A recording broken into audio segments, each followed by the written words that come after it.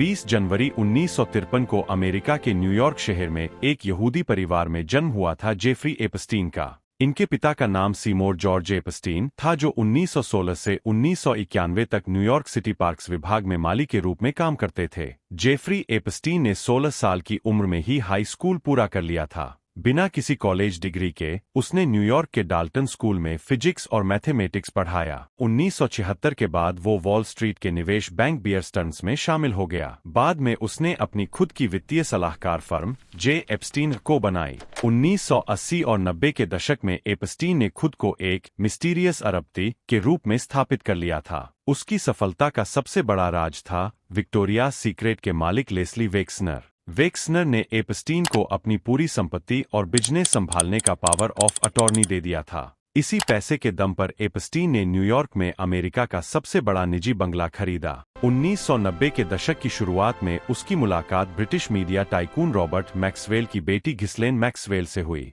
घिस्लेन केवल उसकी गर्लफ्रेंड बनी, बल्कि एपस्टीन के लिए लड़कियों को फुसलाने और बड़े लोगों से सेटिंग करने का मुख्य जरिया भी बनी। वो अक्सर गरीब घरों की लड़कियों को निशाना बनाती थीं, जिनके परिवार टूटे हुए थे। उन्हें मसाज करने या ट्यूशन के बहाने से पैसे का लालच देकर बुलाया जाता था। एपस्टीन लड़कियों को पैसे देता था ताकि वो अपनी उम्र से छोटी लड़कियों को उसके पास लाएं, जिनमें से कुछ 9 से 12 साल तक की लड़कियां बताई गई और इस नरक में धकेला गया। लड़कियों को डराया जाता था कि उनके पास कोई सबूत नहीं है और एपस्टीन के पास दुनिया की सबसे बड़ी ताकतें हैं, इसलिए वो लड़कियां डरती थीं। 2005 में फ्लोरिडा की एक 14 साल लड़की के माता पिता ने पुलिस को बताया कि एपस्टीन लड़कियों को मसाज के नाम पर अपने घर बुलाता है और उनका यौन शोषण कराता है। पुलिस ने उसके घर पर रेड कर दिया। उसके घर से सैकड़ों रोमांचक तस्वीरें और लड़कियों की सूची मिली। उसी आयरलैंड में अंडरग्राउंड टर्मिनल भी बने हुए थे। 2008 में अपने रसूख का इस्तेमाल करके उसे उम्र कैद हो सकती थी, लेकिन उसे मात्र 13 महीने की सजा हुई, जिसमें उसे दिन में अपने ऑफिस पर काम करने की अनुमति दी गई थी और रात को सिर्फ जेल में सोने जाता था। एपस्टीन ने वर्जिन आइलैंड्स में लिटिल सेंट जेम्स नाम का एक निजी द्वीप खरीदा था। जांच में पाया गया कि यह द्वीप उसके सेक्स ट्रैफिकिंग नेटवर्क का केंद्र था। एप्स्टीन फाइल्स ट्रांसपेरेंसी एक्ट के तहत 3 मिलियन से ज्यादा पेज और कुछ रिपोर्ट्स में 6 मिलियन तक रिलीज किए गए हैं, जिसमें हजारों emails, photos, videos, flight logs शामिल है। उसके द्वीप पर जगह-जगह कैमरे थे। हो सकता है ब्लैकमेलिंग के लिए हों या फिर सिक्योरिटी के लिए, लेकिन कोई पूर्ण क्लाइंट लिस्ट नहीं है। ज्यादातर नाम ईमेल्स, मीटिंग्स, फ्लाइट्स या सिर्फ बातचीत में आते हैं। एपस्टीन के संबंध ट्रंप के साथ भी काफी पुराने थे। 1987 में ट्रंप और एपस्टीन न्यूयॉर्क और फ्लोरिडा के सोशल सर्कल में साथ देखे गए थे, लेकिन ट्रंप ने 2002 में न्यूयॉर्क मैगजीन को दिए एक इंटरव्यू में कहा था, मैं जेफरी को 15 साल से जानता हूं, वो बहुत मजेदार आदमी है। लेकिन 2004 के बाद ट्रंप ने उसे अपने क्लब मरेलागो से बैन कर दिया था। लेकिन बिल गेट्स और जेफरी एपस्टीन के बीच गहरा राज छुपा था, एक ऐसा कनेक्शन जो सालों से छुपा रहा। 2026 की डीओजे फाइल्स ने सब खोल दिया।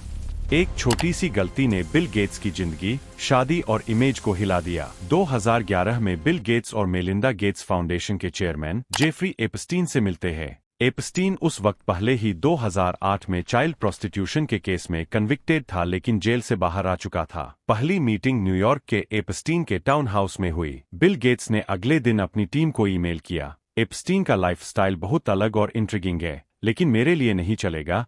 क्या ये सच में खत्म हो गया? नहीं। बिल गेट्स की मीटिंग्स जारी रहीं। 2011 से 2014 तक दर्जनों बार मिले, डिनर्स किए, ईमेल्स हुए। एपस्टीन अमीर लोगों से डोनेशन दिलाने का वादा करता था, लेकिन ये दोस्ती बिल गेट्स की जिंदगी का सबसे बड़ा रिग्रेट बन गई। 2026 की डीओजे फाइल्स में 3 मिलियन से ज्यादा पेज रिलीज हुए, तो इनमें सैकड़ों ईमेल्स है जहां बिल गेट्स का नाम आता है। 2013 के 2 ड्राफ्ट ईमेल्स जो एपस्टीन ने खुद को लिखे थे। एपस्टीन क्लेम करता है कि बिल गेट्स ने मैरिड महिलाओं के साथ इलिसिट ट्रिस्ट्स, एक्स्ट्रा मैरिटल अफेयर्स किए, रशियन गर्ल्स के साथ सेक्स से एसटीआई।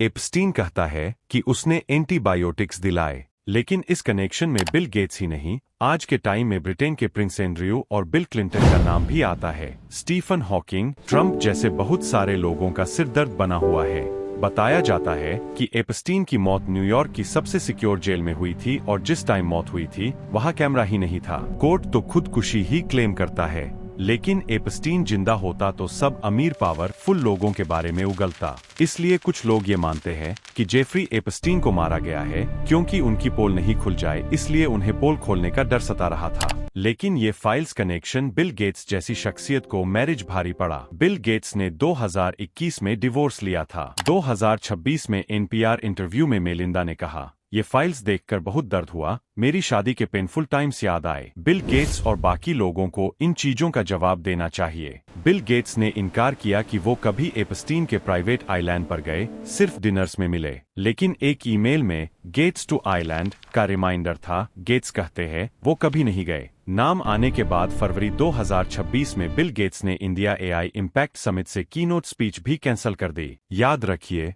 ये स्टोरी बताती है कि पावर और पैसा कैसे लोगों को गलत रास्ते पर ले जाता है। बिल गेट्स जैसे इंसान भी एक गलती से सवालों के घेरे में है। सच्चाई क्या है ये तो जांच में पता चलेगा, लेकिन ये बात तो क्लियर हो गई। दुनिया के सबसे बड़े इंसान और सबसे ताकतवर लोग ये अंदर से खोखले निकले। आपकी क्या राय है? कमेंट बॉक्स में बताएं और चैनल को सब्सक्राइब करें।